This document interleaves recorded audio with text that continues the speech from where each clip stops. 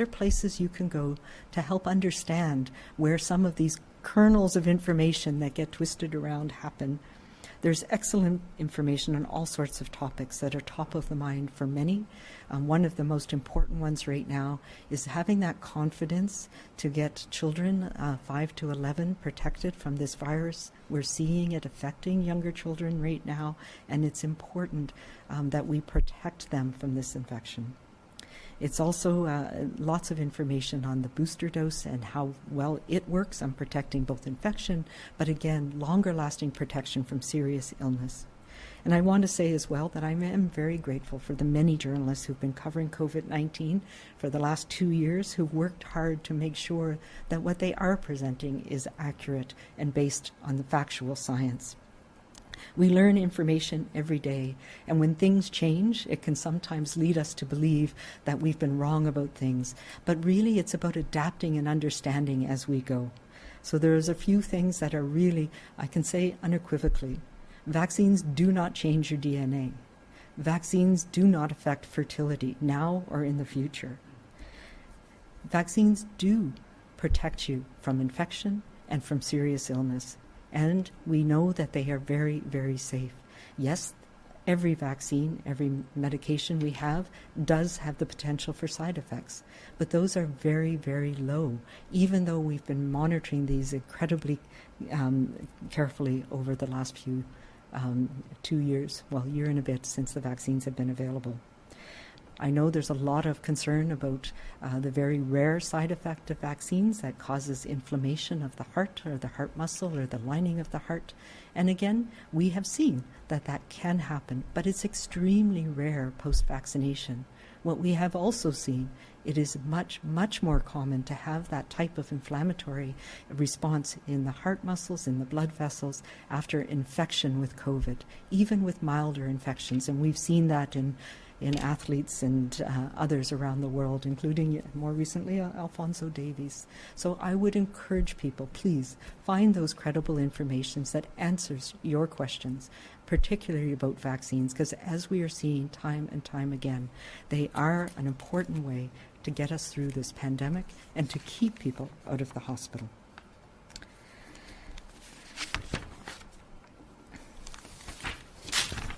And I think I will leave it at that for today and turn it over to Minister Dix.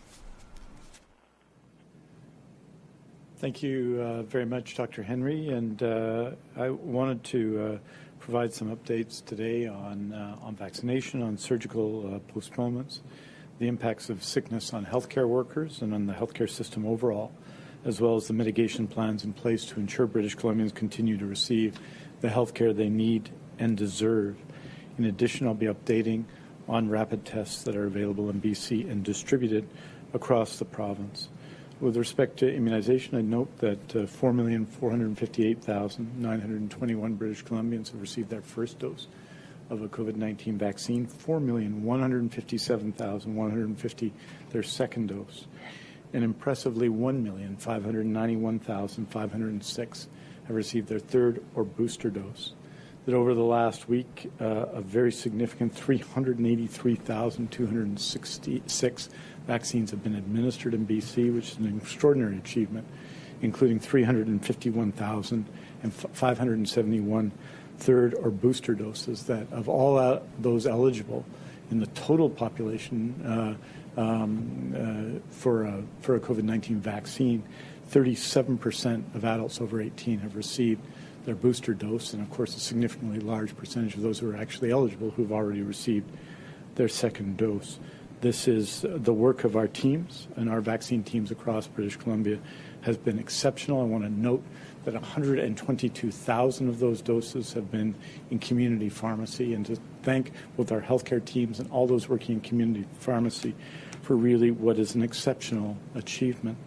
With respect to rapid tests, to date, BC has received 4,859,800 rapid tests and deployed 3,483,014 of these tests to key strategic areas. 563,000 of the current inventory are not suitable for deployment for takeaway or personal use.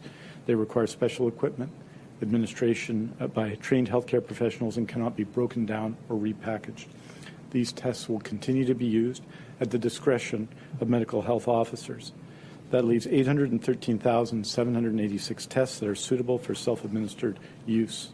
This week's deliveries and allocations will include an additional 150,000 to replenish supply at acute healthcare facilities for testing of symptomatic healthcare workers, an additional 96,200 for repackaging and distributing to testing sites across BC. 115,000 more tests for a total of approximately 300,000 are being prepared and delivered to support testing in the K-12 education sector. Over 200,000 will be deployed for use by businesses and organizations as a part of the point-of-care screening program. Long-term care and assisted living sites will continue to receive additional inventory to replenish their supply, consistent with our previous plans. We expect, of course, more and more rapid tests in the next couple of weeks, and we will continue to report on this and act on this consistent with the plan we outlined in detail on December 21st, 2021. With that, I'd like to talk a little bit about the impact on our healthcare system, where we are with respect to our healthcare system. As noted, we'll have today, I think, in a hospital about 854 people, COVID-19 positive cases in hospital, and approximately 112 in critical care. That's the number of those cases. The total number of people in hospital is, of course, an important number that we monitor all the time. And that number is, in terms of our base bed capacity, which is 9,229, we have on our base bed capacity 8,778 inpatients in BC hospitals. That's an occupancy rate of 95.1%. Typically, it's more than 100% at this time of year, should be said. That we also have 2,353 surge beds, 570 of those are occupied, for a total of 24.2%. So our total occupancy across BC hospitals is 9,348 on a base bed of 9,228 and a base and surge bed of course, about 11,582. So that's where we are in terms of our hospitals right now. Obviously, with respect to the impact of the Omicron variant of concern in COVID-19, as well as other sicknesses on our healthcare workers and healthcare system, I want to report as follows. Our healthcare workers have been performing exceptionally well, working very hard under enormous pressure to get us through this pandemic, to address the public health emergency that is the overdose public health emergency, and to provide all the other services that are needed, particularly in a time of the year, January, when we typically see significant demand for healthcare. I am unceasingly thankful for their determination, endurance, and skill. With the appropriate public health orders in place to slow the transmission of COVID-19, we know still that Omicron is highly transmissible and infecting more British Columbians than ever before. And while vaccination remains the best defense, it's imperative that people follow public health orders, wear a mask, and stay home when sick or symptomatic. Health authorities have been closely monitoring sickness levels across health services, especially in hospitals, long-term care, and home support. I can report that from January 10th to 16th, 2022, across the province and across all sectors, 17,958 healthcare workers called in sick due to COVID-19, yes, and other illnesses. That's all illnesses combined. This is the total number of healthcare workers who called in sick at any point during the week and does not reflect the number of days they may have called in sick. This total includes 2,973 in Vancouver Coastal Health, 3,069 in Interior Health, 3,317 in Island Health, 827 in Providence Healthcare, 1,459 in Northern Health, 4,440 in Fraser Health, and 1,873 in the Provincial Health Services Authority and the BC Emergency Health Services combined. Just to put that in context, that is less than the number of people who called in sick the previous week, January 3rd to 9th. That number, which has been updated, is 19,976. So that number has gone from 19,976 to 17,958. To provide some further context, because there was interest in this on the part of the media, in the health authorities where we have comparators back to 2020, I can report that January 10th to 16th, 2022, approximately the number was 11,572 in those health authorities. That's minus VHA, Vancouver Island Health and Interior Health. The number who called in sick last year was 7,573, and the number in the previous year was just over 8,000. Those previous years were for January 3rd to 9th, but that provides some context. So it's significantly more, although the gap is less than it was last week. And so just to put that in context, certainly that puts significant pressure on our healthcare system, and we're responding to that through a number of measures to address and ensure that core services are in place and people get the healthcare they need when they need it. So with that, one critical element of that is, of course, the surgical renewal update and the impact on surgeries. So here's the report for this week. Health authorities report 4,322 surgeries were completed from December 19 to December 25th. This is 2,198 more surgeries than the same week pre-pandemic. It should be said that that week in 2019 included both the Christmas and Boxing Day holidays, so it's not apples to apples, but it is more than then. From January 9th to 15th, more recent period, health authorities postponed 791 non-urgent scheduled surgeries. That's 42 in Fraser Health, 119 in Vancouver Coastal Health, 240 in Interior Health, 355 in Island Health, and 35 in the Provincial Health Services Authority. No surgeries were postponed in the Northern Health Authority. And so just to put that in context, in that week, 791 non-urgent scheduled surgeries postponed. That number in the weeks, of course, around April and May 2020 was more than 3,000. So it is not the same level of cancellation as it was, or of postponement as it was then. Nonetheless, it is obviously significant, particularly for those whose surgeries have been postponed, to say the least.